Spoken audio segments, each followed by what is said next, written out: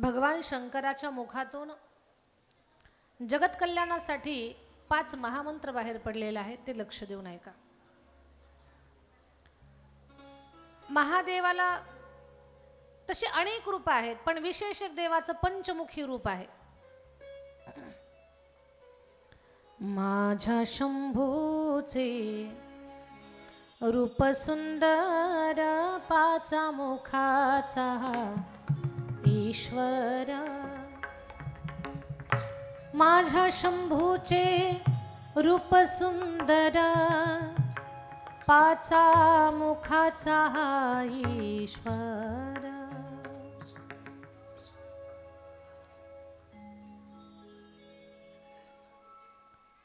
भगवान शंकराच्या 5 मुखातून जगत कल्याणासाठी 5 महामंत्र बाहेर आले. महादेवाच्या मुखातला पहिला मंत्र बाहेर आला, तो मंत्र आहे ओम. या मंत्राला प्रणव मंत्र म्हणतात.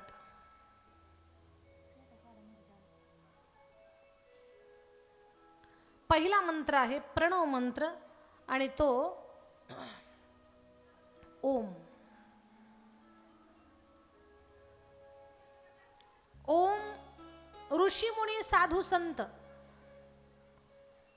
जे महात्मे आहेत त्यांनी खूप अशी तपश्चर्या वगैरे केलेली. तर ते पहाटे उठून जो योगा करायचे, तर त्या योग साधनेमध्ये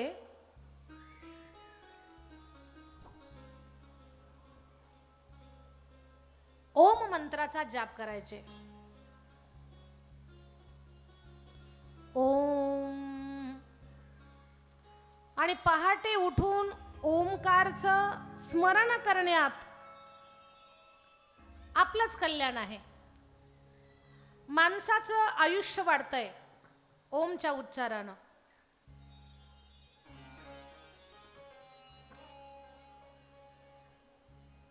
मग ओम पहाटे उठून ओमकारचं स्मरण करणं हे जर आपल्याला जमत नसेल, पण आपल्याकडनं ओम शब्दाचा उच्चार दिवसभरात झालाच पाहिजे. याच्यासाठी आणखी एक मार्ग आहे. प्रत्येक जण आपण मोबाईल वापरतो, मोबाईलवरती कॉल येतो, कॉल आल्यानंतर आपण हॅलो म्हणतो. हॅलो हॅलो शब्दाचा अर्थ किती लोकांना सांगता येईल? हॅलो म्हणजे काय?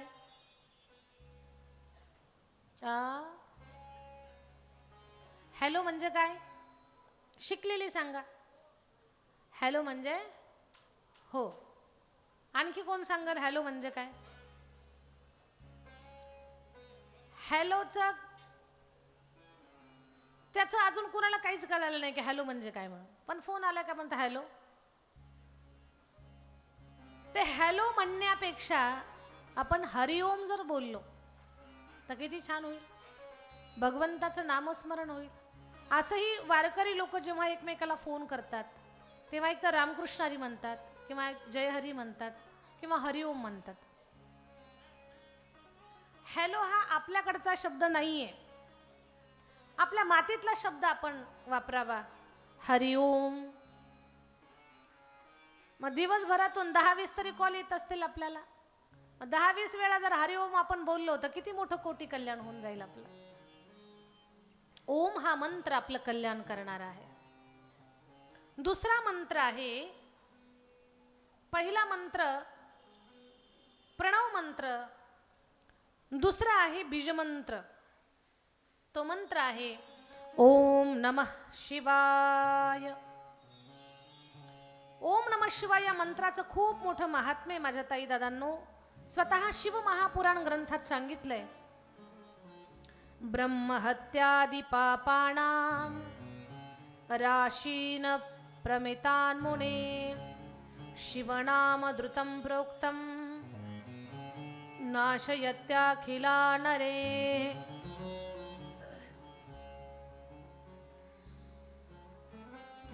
पुरुषांनी ओम नमः शिवाय म्हणावं, महिलांनी नमः शिवाय असं म्हणावं. आणि ओम नमः शिवाय हा जो मंत्र आहे हा ब्रह्महत्या आत्महत्येसारख्या भयंकर पापांचा नाश करणारा आहे. सगळ्यात महाभयंकर पाप ब्रह्महत्येचं, आणि ते पाप नष्ट करण्याचं काम ओम नमः शिवायचा मंत्र करतो.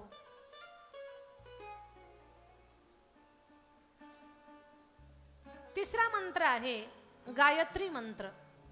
ओम भूर्भुवः स्वः तत्सवितुर्वरेण्यं भर्गो देवस्य धीमहि धियो यो नः प्रचोदयात्. हा गायत्री मंत्र आहे. पूर्वीच्या काळात घराघरात गायत्री मंत्र जपल्या जायचा. या गायत्री मंत्राच्या जपानं लेकर बुद्धिवान असायचे, सुसंस्कृत असायचे. गायत्री मंत्रानं, त्याच्या उच्चारानं घरात दरिद्रता राहत नाही. 7 वेळा गायत्री मंत्र म्हणत आपण जर सूर्याला जल दिलं तर दुष्ट माणसाची सावली आपल्यावरती पडत नाही. सूर्य भगवान प्रसन्न होतात, घरामधलं दारिद्र्य निघून जातं. पंडित प्रदीपजी मिश्रा महाराजांनी सूर्याला पाणी घालण्याचा एक उपाय सांगितलेला आहे. बऱ्याच लोकांना गोड बोलून पैसे घ्यायची सवय असते आणि पैसे मिळाले की पुन्हा त्यांना ठरल्या वेळेत वापस देत नाहीत ते लोक पैसे. बऱ्याच लोकांचा असा मानस असतो की भेटलंय आपल्याला आता बुडवायचं. मग ज्याचे पैसे आहेत त्या माणसाचा जीव फार तुटतो, त्याचा जीव तळतळ करतो आणि तो व्यक्ती तळतळ तळतळ करून सारखं म्हणत असतो माझे पैसे द्या, माझे पैसे द्या.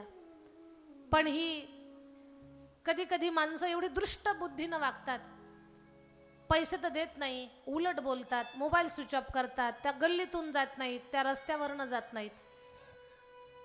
मग अशा वेळेला हताश निराश झालेली लोक, आपल्या हातातले पैसे गेले, आपण तर मदत म्हणून दिले होते पण जमाना आता राहिला नाही, मग आपले बुडलेले पैसे कसे मिळवायचे? पंडितजींनी सांगितलेला उपाय आहे 11 रविवार तुम्ही एक काम करायचं. 11 रविवारी सूर्य उदयाच्या वेळेला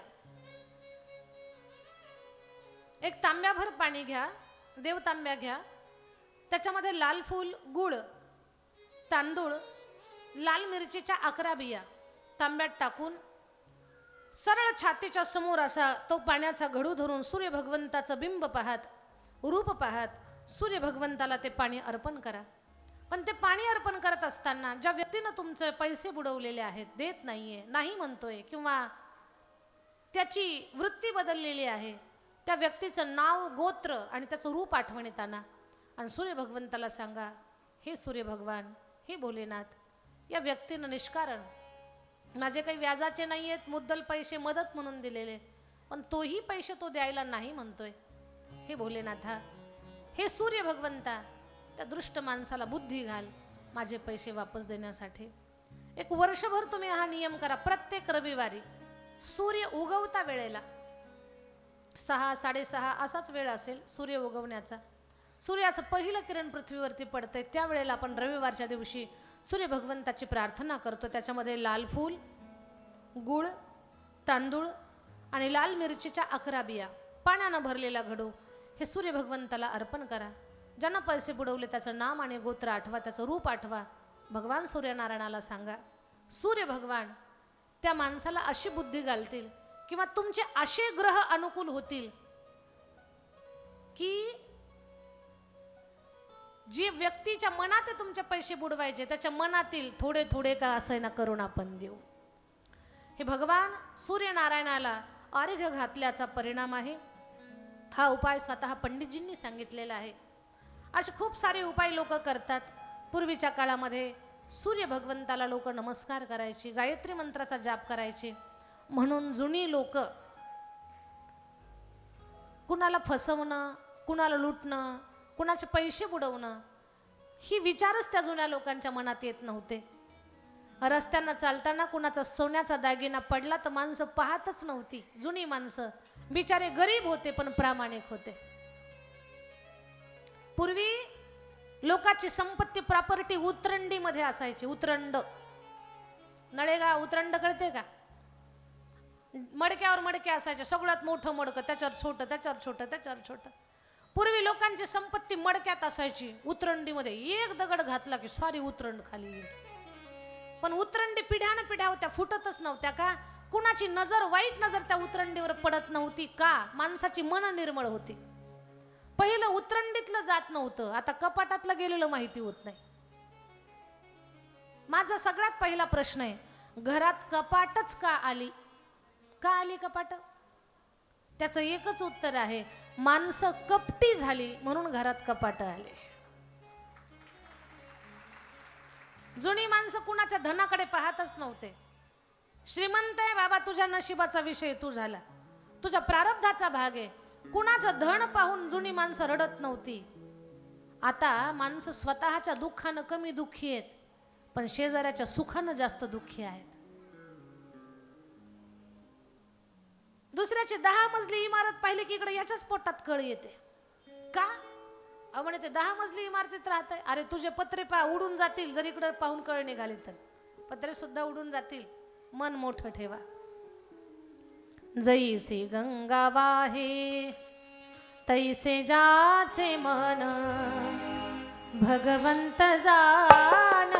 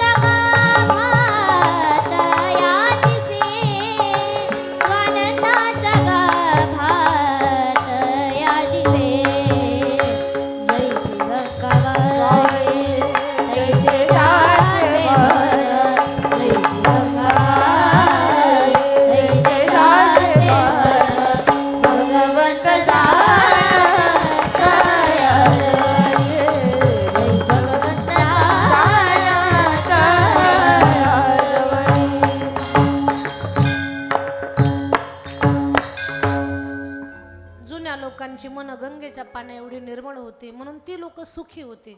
झोपडीत राहत होते पण सुखी होते. आपलं सुख हरवलंय का? कुठेतरी आपलं मन दुसऱ्याचं पाहून दुःखी होत आहे. शिवमहापुराण आपल्याला फार समजदार बनवत आहे. महादेव स्मशानात राहतात, त्यांच्या एवढं सुखी दुसरं कोणीच नाही. याच्यातून आपण शिकायचंय, सुख हे वस्तूमध्ये नसतं, सुख हे आपल्या अंतःकरणातल्या समाधानावर अवलंबून असतं. माझ्या ताई दादांनो, तिसरा मंत्र सांगितला गायत्री मंत्र. चौथा मंत्र आहे महामृत्युंजय मंत्र. महामृत्युंजय मंत्र, ओम त्र्यंबकं यजामहे सुगंधिं पुष्टिवर्धनम् उर्वारुकमिव बंधनात् मृत्योर्मुक्षीयमामृतात्. 1.25 लाख वेळा महामृत्युंजय मंत्राचा जर जाप आपण केला तर घरावरचं कितीही मोठ्यातलं मोठं संकट असेल ते टळतं. अकाली मृत्यूचं भय माणसाला राहत नाही. काही माणसं उठलं की घरातून बाहेर जातात, प्रवास करतात, मागची माणसं काळजीमध्ये असतात. ही तुमची काळजी संपून जाईल. तुम्ही प्रयत्नपूर्वक अट्टहासपूर्वक 1.25 लाख महामृत्युंजय मंत्राचा जाप करा. ही भीती तुम्हाला राहणार नाही. हा मंत्र निर्भय बनवण्याचं काम करतो. आणि 5वा मंत्र आहे राम. त्याला चिंतामणी मंत्र म्हणतात. हा चिंतामणी मंत्र, राम म्हटलं की आपली चिंता नष्ट होते. आणि भगवान शंकर अखंड या राम नामाचा जप करतात. रामाचं आणि शंकराचं खूप जवळचं नातं आहे. भजन करी महादेव, राम पूजी सदाशिव. बेलपत्रावर राम राम लिहिलं आणि ते बेलपान वाहिलं की महादेव खुश होतात. असंही महादेव रामाचं भजन करतात. आणि ज्या वेळेला महादेवानं विष पिले होते तेव्हा महादेवाच्या गळ्यातलं विष पचवण्याचं काम याच रामनामानं केलेलं आहे. त्या राम नामाला कंठामध्ये धरलं महादेवानं आणि श्रीराम जय राम जय जय राम, श्रीराम जय राम जय जय राम. जगाच्या कल्याणासाठी महादेवाच्या मुखातून बाहेर पडलेले हे 5 मंत्र आहेत. पहिला मंत्र ओम, दुसरा ओम नमः शिवाय, तिसरा गायत्री मंत्र, चौथा महामृत्युंजय मंत्र आणि 5वा मंत्र आहे राम. आता महादेवाच्या विवाहाची कथा आपण पाहणार आहोत.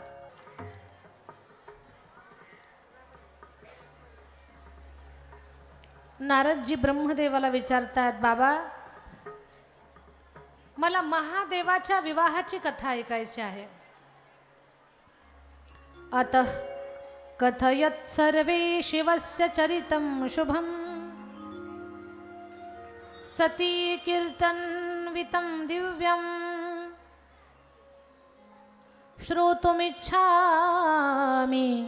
विश्वकृत शृणोत्वं च मुने सर्व सती शिवयशः शुभं पावनं परमं दिव्यं गुह्यावगुह्य गुह्याद्गुह्यतमं परम. शिव पार्वतीच्या विवाहाची गुह्यतम सुंदर कथा मला सांगा. पण शिव पार्वतीच्या विवाहाची कथा शिवसतीच्या विवाहापासून सुरुवात आहे. दक्ष महाराजांची कन्या साक्षात परांबा अंबालिका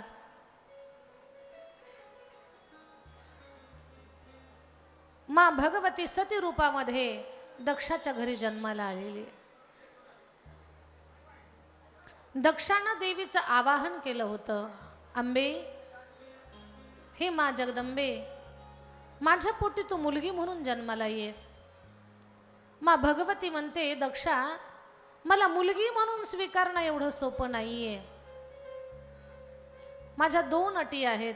माझं लग्न शंकरासोबत करायचं आणि दुसरी अट, ज्या दिवशी महादेवाचा अपमान करशील त्या दिवशी तुझ्यासहित राज्य जळून निघून जाईल. आई दोन्ही अटी मला मान्य आहेत. आणि मा परांबा सती रूपानं दक्षाच्या पोटी आता जन्माला येणार आहे. दक्षाची पत्नी प्रसूती मातेच्या उदरामध्ये एक दिव्य ज्योत लुप्त झाली आणि प्रसूती मा गर्भवती आहे. तिच्या गर्भात स्त्री शक्ती स्वरूपा मा परांबा स्त्रीच्या रूपानं विकसित होते. आणि प्रसूती मातेचा गर्भ एवढा पवित्र आहे माझ्या ताईंनो. तसं तर माई कौशल्याच्या पोटात रामही वाढले, देवकीच्या पोटात कृष्ण वाढले. हे दिव्य अवतार कौशल्या देवकी यांच्या पोटी अवताराला आले खरे, यांच्या पोटी आले खरे, पण त्या आईचं नाव तिथपर्यंतच मर्यादित राहिलं. पण प्रसूती मातेच्या गर्भात जी परांबा कन्या रूपानं विकसित होते, त्या प्रसूती मातेच्या गर्भाला एवढं महत्त्व प्राप्त झालं. आज कुठल्याही मोठ्या हॉस्पिटलमध्ये जा, जिथे बाईचं बाळंतपण होतं त्या कक्षाला नाव देतात प्रसूती कक्ष. कौशल्या कक्ष, देवकी कक्ष म्हणत नाहीत, प्रसूतीच म्हणतात. का तर ती प्रसूती माता तिनं कन्येचा गर्भ आपल्या उदरामध्ये वाढवत होती. मा परांबा शक्तीचा. एवढं स्त्री गर्भाचं कन्या गर्भाचं महत्व आहे.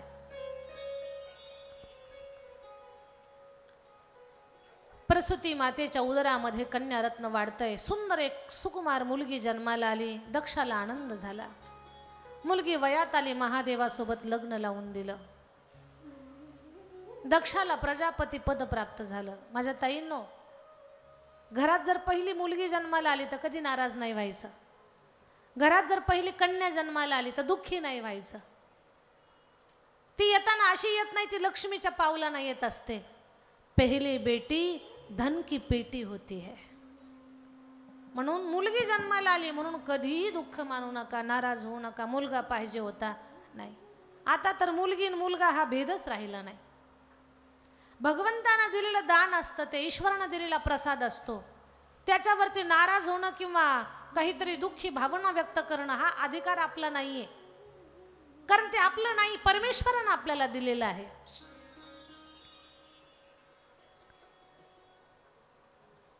संतान निर्माण करणं निमित्त माणसाला बनवलंय, पण ती ईश्वराची देणगी आहे. विवाह झाल्यानंतर लेकरं होतच असतात. असं जर असतं तर कितीतरी माता वर्ग अजून लेकरांसाठी मुलगा नाही, मुलगी नाही, अजून आपल्या कुटुंबात परिवारात बाळ जन्माला आलं नाही, या दुःखानं हॉस्पिटलच्या वाऱ्या करतात. का? ती ईश्वराची देणगी आहे, ईश्वराचा प्रसाद आहे तो. म्हणून परमेश्वरानं आपल्याला काय फळ दिलंय त्याच्यावर कधी नाराज व्हायचं नाही. जे मिळालं देवा तुझा प्रसाद आहे, मुलगी असू दे, मुलगा असू दे. तर प्रसूती माता कन्या रत्नाला जन्म देते, सती माता वयात येते, दक्षाला प्रजापती पद प्राप्त होतं. घरात मुलीचं वावरणं हे मांगल्याचं प्रतीक असतं. घरात कन्या रत्न असणं हे वैभवाचं प्रतीक असतं. 6 वर्षाच्या आतली मुलगी बापाच्या ताटात जेवत असेल तर त्या बापाचा मान जगामध्ये वाढत असतो, त्याचा मान वाढत असतो. पण 6 वर्षाच्या आतलं लेकरू बापाच्या ताटात जेवावं, कन्या रत्न. हा, लग्न झाल्यानंतर दोघं पती पत्नी एका ताटात जेवतायत, ती गोष्ट बरी नाही, कारण ती आपली भारतीय संस्कृती नाही.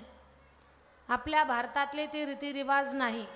तुमचे प्रेम आहे, माया आहे, सगळं आहे, मान्य आहे आम्हाला, पण पतीच्या ताटातलं शिल्लक राहिलेलं पत्नीनं खावं. पत्नीचं उष्ट पतीच्या मुखात जाऊ नये. दोघंही एका ताटात खात असतील तर मदिरा पान केल्याचं पाप लागतंय.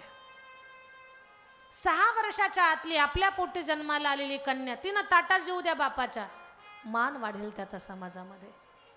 पण नवदाम्पत्य, नवीन लग्न झालेलं दोघं एका ताटात जेवतात, ही आपली संस्कृती नाही. वाईट नका वाटू देऊ माझं बोलणं, पण शिवकथेतून शिकायचं आहे आपल्याला, शिकायच्या आहेत या सगळ्या गोष्टी. आणि परमेश्वरावर जर आपला पूर्ण विश्वास असेल तर त्या पती पत्नीच्या नात्याला पवित्र ठेवण्याचं काम भगवान परमात्माची जबाबदारी असते. त्यांच्यातला विश्वास कमी न होऊ द्यायचं ही जबाबदारी ईश्वराची असते, जर परमेश्वरावर पूर्ण विश्वास असेल तर. दक्ष महाराजांना मुलगी घरात जन्माला आली म्हणून खूप काही चांगलं झालं त्यांचं, पण लक्षात घ्या, खूप काही मिळालंय तर टिकवता आलं पाहिजे माणसाला. दक्षाला प्रजापती पद प्राप्त झालं ना, अहंकार झाला. सगळेजण मान सन्मान देत आहेत, पण एक दिवस महादेव ध्यानस्थ बसले.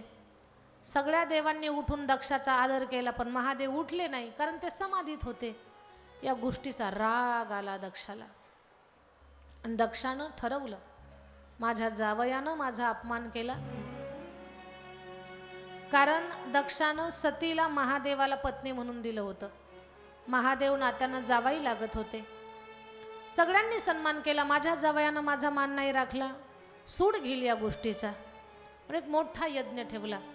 त्या यज्ञामध्ये सगळ्यांना मानपान दिला, पण महादेवाला पूजेचं स्थान दिलं नाही.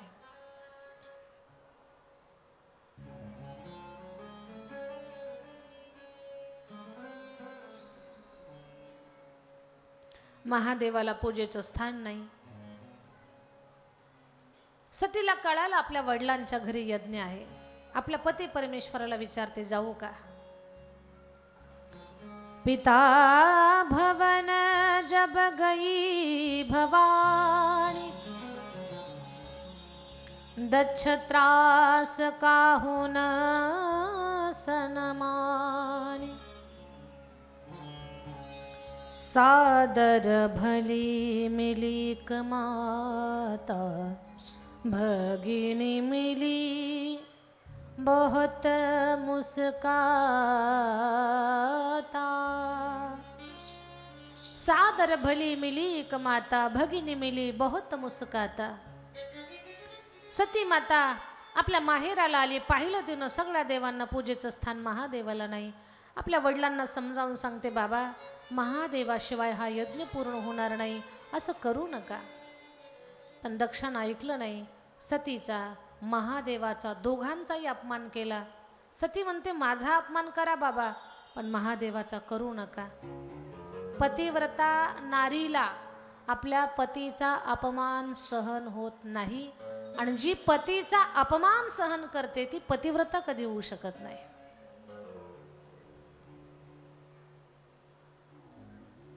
पतिव्रता नारीला सहन नाही झालं सती मातेला, बाबा महादेवाचा अपमान करू नका. ए सती, दे सोडून त्या महादेवाला आणि येऊन राहा माझ्याकडे. जगातल्या कुठल्याच बापानं आपल्या लग्न झालेल्या मुलीला असं शिकवायचं नाही, सासर सोडून देन माहेरात येऊन राहा. कधीच शिकवायचं नाही. लग्न झालेलं लेकरू हे सासरमध्येच गोड दिसत असतं, ते माहेरात गोड दिसत नसतं. असं कधी शिकवू नका.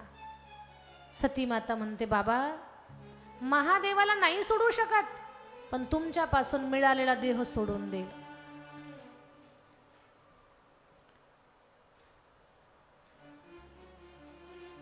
पाहता पाहता सती माता योग अग्नीत लीन झाली. ओम नमः शिवाय, ओम नमः शिवाय, ओम नमः शिवाय. योग अग्नी निर्माण केला. सती माता योग अग्नीत लीन झाली, लीन झाली, लीन झाली. आणि माता सती योग अग्नीत लुप्त झाली हे पाहिलंय. नंदी महाराज घाबरले, गोंधळले, आई असं करू नको. शिवगण पळत गेले. भोलेनाथ. सती माता योग अग्नीत लीन झाली. एक जटा उपटली, शिळेवर आदळली. वीरभद्र पाठवलं, जा दक्षाच्या यज्ञाचा विध्वंस करा. दक्षाच्या यज्ञाचा विध्वंस केला आणि महादेव सतीचं प्रेत घेऊन ब्रह्मांडात फिरायला लागले. सती सती सती सती. सतीचा वियोग महादेवाला सहन होईना. आणि मग काही कालांतरानं हीच सती माता हिमालयाच्या पोटी, मैना मातीच्या पोटी पार्वती रूपानं आलेली आहे. पर्वताची मुलगी म्हणून पार्वती, सुंदर कन्या रत्न हिमालय नगरीमध्ये जन्माला आलेलं. एक दिवस नारदजी आले आणि नारदजी म्हणतात, हिमालया, तुझी मुलगी अतिशय भाग्यवान आहे. ही महान पतिव्रता असेल. हिचं नाव घेणाऱ्या स्त्रियांना सुद्धा पतिव्रता धर्म प्राप्त होईल. हिचं सगळं काही शुभ लक्षण आहे, पण हिच्या नशिबात 4-2 गोष्टी थोड्याशा अडचणीच्या आहेत. म्हणे कोणत्या? म्हणे हिला जो पती मिळणार आहे त्याचं काळीवर शेत नाही, पांढरीवर घर नाही, त्याला आई नाही, त्याला वडील नाही, त्याला बहीण नाही, त्याला भाऊ नाही, कुणी मित्र नाही. जोगी जटिल मन नग्न अमंगल वेश, स्मशानात राहतो, अंगावर त्याचा कपडा नाही, असला हिचा पती आहे. मैना माता तर चक्कर येऊनच पडल्या. कोणत्या सासूला असला जावाई पाहिजे? ज्याला घर नाही, शेती नाही, आई नाही, वडील नाही, कुळगोत्र सांगता येत नाही, अंगावर कपडा नाही, सोन्याचे दागिने तर दूरच राहिले, चिताभस्म अंगाला फासतो, गळ्यात साप घालून फिरतो. असल्या पोराला पोरगी देल काय? नेळेगाव मुलगी द्याल का तुमची? नाही देणार. मैना माता धडामकन पडली. असला जावाई नको मला. माता पार्वतीनं ओळखलं हे सगळं वर्णन महादेवाला लागू होतंय. आणि मग माता पार्वती म्हणतात, नारदजी, असा पती मिळण्यासाठी मला काय करावं लागेल? तपश्चर्या. असला पती मिळवण्यासाठी तपश्चर्या. माता पार्वतीनं घोर तप केलं आणि सप्त ऋषी परीक्षा घ्यायला आले. आई, कुणासाठी तप करते? म्हणे महादेवाच्या प्राप्तीसाठी. बर आई, ज्याला तू पती म्हणून स्वीकारणार आहेस, मिळवणार आहेस, त्याला राहायला घरच नाही, असला पती करून काय उपयोग? माता पार्वती म्हटल्या, घर नाही ते खूप छान. म्हणे कसं काय छान? म्हणे फरशी पुसायचा ताण नाही. अगं आई, त्याच्या अंगावरती कपडा नाही. म्हणे कपडे धुवायचा ताणच नाही. आई, अगं त्याच्या अंगावर एक सुद्धा सोन्याचा दागिना नाहीये. माता पार्वती म्हणतात, चोरांचं टेन्शनच नाही. अगं माते, 4 घरची भिक्षा आणता येईल मग खातं. माता पार्वती म्हटल्या, स्वयंपाकाचं टेन्शन नाही, आई तर खायचं. जे जे दोष सांगितले ते गुण केले आणि माता पार्वती लग्नासाठी तयार झाल्या. सप्त ऋषींच्या परीक्षेत पास झाल्या. मैया तुझी परीक्षा घेतली, आता तू तुझ्या घरी जा, महादेव वऱ्हाड घेऊन येणार आहेत. आता महादेव वऱ्हाड घेऊन येतील, पण लग्न लागलं की गोंधळ होणार आहे. लग्नाच्या अगोदर आम्ही एक भजन म्हणतो, तोपर्यंत तुम्हाला जो आहेर जमा करायचा आहे तो आपण जमा करा. जेणे कारणानं घाई गडबडीत एखाद्याला आहेर द्यायचा आहे पण गोंधळात पोहोचत नाही. जे आपल्याला दान करायचं, कान देऊ नाही का? माणूस म्हणून जन्माला आलो, जीवनात 12 प्रकारची दान आपण केली पाहिजेत. तुम्ही आम्हालाच द्यावं असं नाही, कुठेही द्या, पण जीवनात 12 प्रकारचे दान घडले पाहिजेत. सगळ्यात पहिलं सुवर्णदान. तुम्ही म्हणाल ताई लाख रुपयावरती भाव गेला आणि काय सोन्याचं दान करावं? मान्य आहे आम्हाला. एक सोन्याचा मणी दिला तरी ते सुवर्ण दानामध्ये येतं. आणि एक सोन्याचा मणी आपण कुण्या साधू संताला दान द्यावा. एवढं आपलं मन मोठं नसेल तर काही हरकत नाही, तुमच्या मुलीला द्या, ते सुद्धा सुवर्ण दानामध्ये येतं. चांदीचं पण दान करावं. तिळाचं दान करा, तिळ. आणि तिळाचं दान आपल्याकडनं सहज व्हावं याच्यासाठी आपल्याकरता एक सणच आहे. तिळगुळ घ्या, गोड गोड बोला. मकर संक्रांत. तिळाचं दान. मिठाचं दान. मीठ मागायला शेजारीन आली तर नाही म्हणू नका, देऊन टाका. आणि परत घेऊन आली तर राहू दे म्हणा. ते मिठाचं दान आपल्या घरामध्ये लक्ष्मीची वाढ करत असतं. वस्त्रदान, गोदान, भूदान. तुम्ही म्हणाल भूदान करायला आम्ही भाड्याच्या घरात राहतो, आम्ही काही भूदान करणार आहोत? एखाद्या मठ मंदिराला एका विटेचं जरी आपण सहकार्य केलं तर भूदानाचं पुण्य आपल्या खात्यावरती जमा होत असतं. आणि भूदानाचं महत्व नामदेवरायांनी सांगितलंय. तुम्ही जर भूदान कराल तर समाजातलं मोठं पद तुम्हाला मिळेल. भूमी दाणे होसी भूमी पाळू, कणक दाणे कांती निर्मळू, चंदन दाणे सदा शीतळू, सुपरिमलोपचार. विटांचं दान. नळेगावातल्या भाविकांनी कल्याण स्वामी संस्थांच्या बांधकामात विटांचं दान मागच्या वर्षी केलेलं आहे बरं. कुणी 500 विटा दिल्या, कुणी 1000 विटा दिल्या, कुणी 2000 विटा दिल्या. प्रत्येकानं ज्याला जसं जमतं तसं विटांचं दान दिलंय. आणि तुमच्या दानातून कल्याण स्वामी संस्थांचं बांधकाम चालू आहे. अजून काही 100% पूर्ण झालेलं नाहीये. आत्ताच येऊन गेले बिराजदार बाबा वगैरे, पानगावे सर, अशोक आपले केशव भाऊ, ही सगळी मंडळी आली होती, त्यांनी पाहिलंय. अजून एक 25-30% बांधकाम अजून बाकी आहे. जे काही तुमच्याकडून मिळणार आहे ते त्या सत्कर्माला, धर्माच्या कामाला लागणार आहे. आणि ही सगळी कामं असंही काही ना काही वर्षभरातून आपल्याकडनं चांगल्या कामासाठी, आम्ही तर चांगल्या कामासाठी आमचं जीवन वाहिलंय. तुमच्यासारख्यांचीच लेकरं त्यांना घडवणं, वाढवणं, शिकवणं. भले ते खूप चांगली तयार झाल्यानंतर आम्हाला ना का विचारणार, पण आमच्यापासून जे ज्ञान त्यांना मिळतंय ना, त्या ज्ञानाच्या बळावर ते समाजात इज्जतीनं जगतात, पोटाला पोटभर खातात, लोक त्यांना मान सन्मान देतात. खूप मोठं पुण्याईचं काम आहे. आणि संस्थांमध्ये तर ठराविक आणि मोजक्या मुलीवर अशा आहेत की त्यांना कोणीच नाही, आई नाही, वडील नाही, कोण नाही. ज्यांना आहेत ते जेवणा खाण्याचा खर्च भरतात. कारण सगळ्यांचाच खर्च आपण पार करावा एवढी आपली अजून क्षमता नाहीये. कुठली राजकीय मदत नाही, कुठली शासकीय मदत नाही. तुमच्यासारखी लोक काय मदत करतात, त्याच्यावरती देवस्थानचं बांधकाम, तिथली सगळी व्यवस्था चालते. कधी कधी लोक म्हणतात मला, दीदी एवढा त्रास तुम्ही घेता, संस्था पाहायची, कार्यक्रम पाहायचे, लोकांना सांभाळायचं, या सगळ्या गोष्टी पाहायच्या, किती त्रास होतो तुम्हाला? काय भेटतं तुम्हाला या सगळ्या त्रासातून, अडचणीतून? त्यात लेकरांच्या खोड्या. हे खोडील आहेत, हे काही साधे नाहीत. एका लेकराकडे 72 खोड्या असतात. एका लेकराकडं 72 धरू नका, एकाची एकच खोड धरा. आणि संस्थेत 250 गृहीत धरा, जास्त आहे पण 250 गृहीत धरा.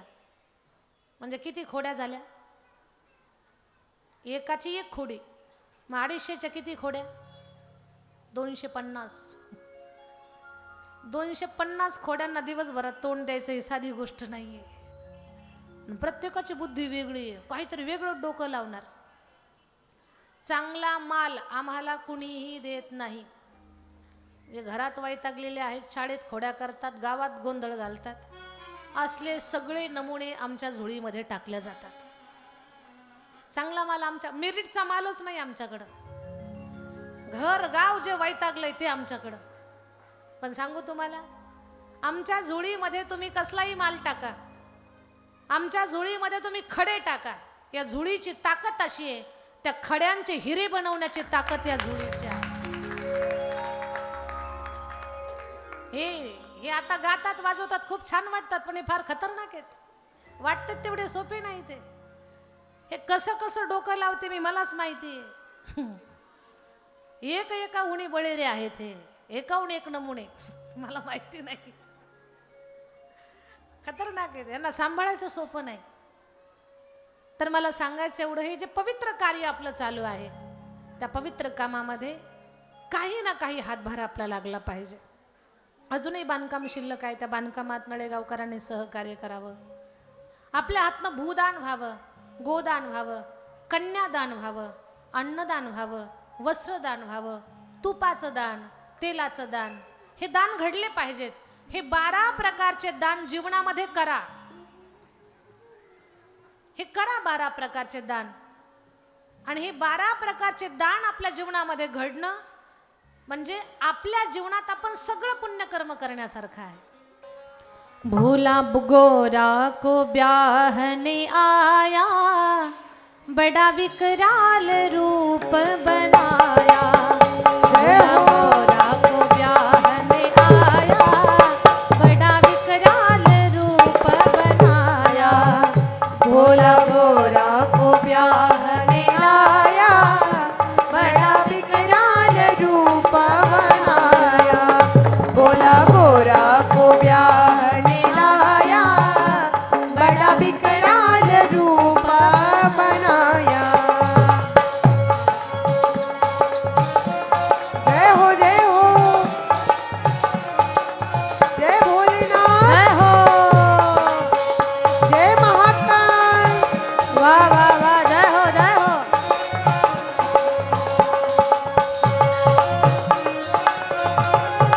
जय हो, जय भोलेनाथ.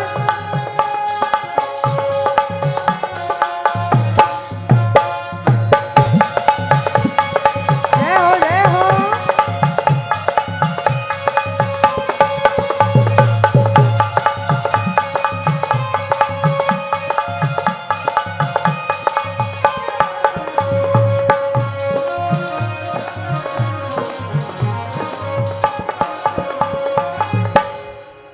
गले में सरपों की माला, तन पे बीज की ज्वाला. गले में सरपों की माला, तन पे बीज की ज्वाला. गले में सरपों की माला, तन पे बीज की ज्वाला. गलों में सरपों की माला, तन में बीज की ज्वाला. भोले बाबा ने ढोंग रचाया, भोले बाबा ने ढोंग रचाया, बड़ा विकराल रूप बनाया.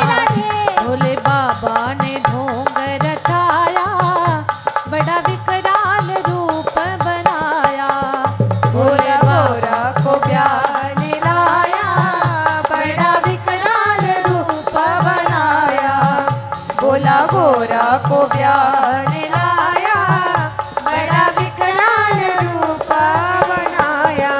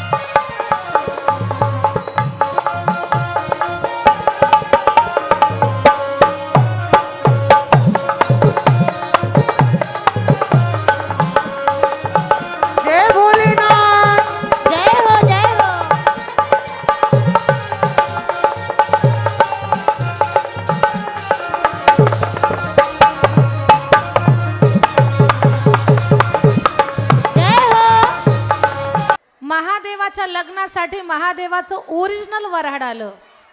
भूत वेताळ नाचती, भूत वेताळ नाचती, भूत वेताळ नाचती, भूत वेताळ नाचती, भूत वेताळ नाचती.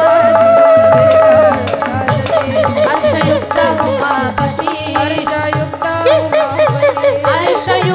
उमापती, हर्षयुक्त भूत वेताळ नाचती, भूत वेताळ नाचती, भूत वेताळ नाचती,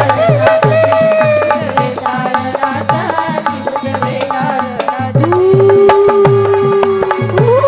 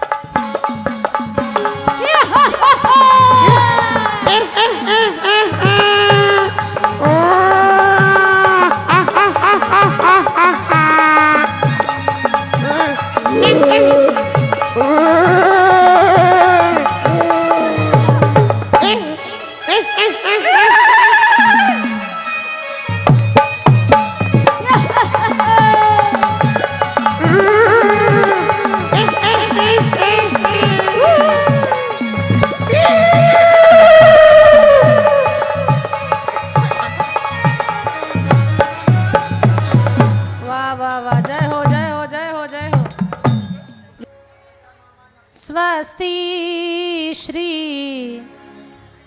गणनायकं गजमुखं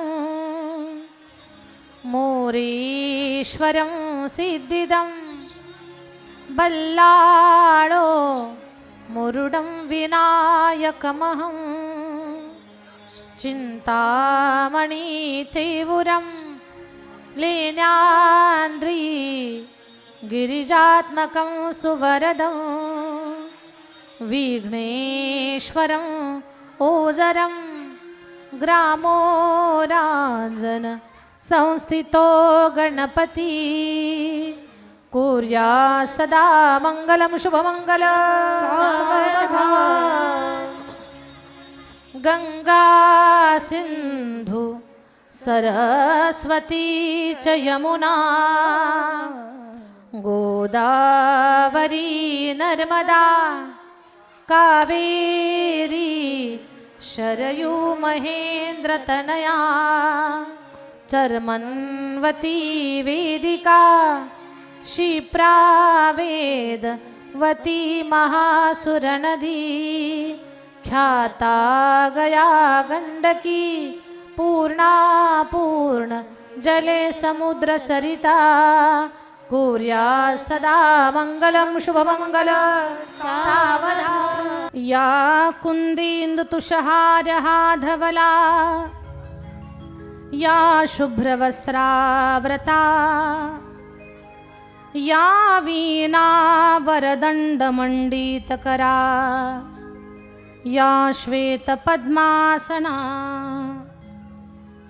या ब्रह्माच्युतशङ्करप्रभृतिभिः दैवे सदा वन्दिता सा मां पातु सरस्वती भगवती निःशेषजाड्यापहां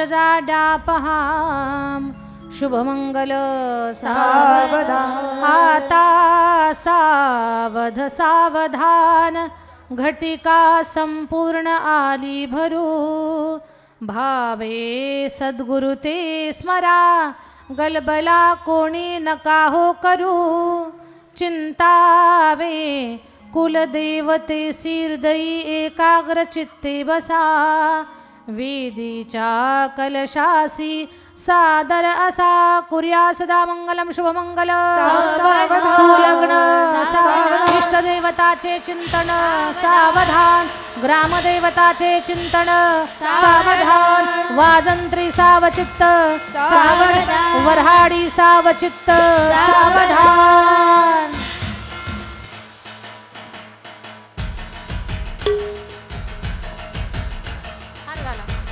हार घाला हार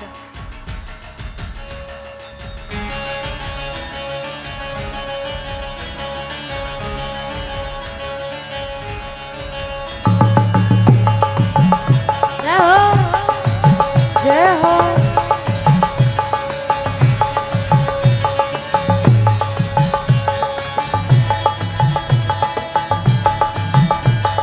जय भोलेनाथ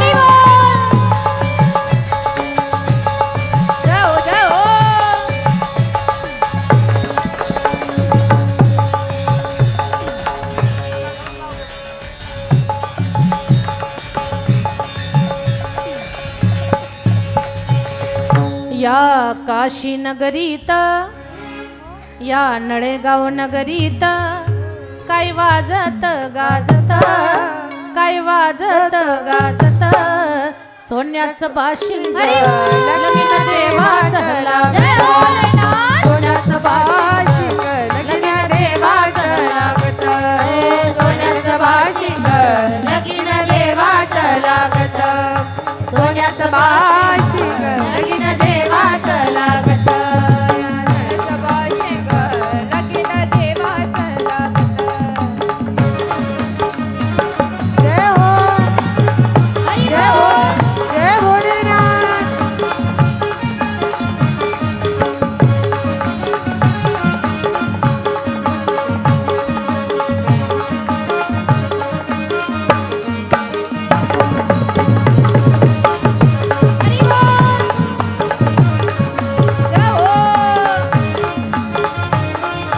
जय महाकाल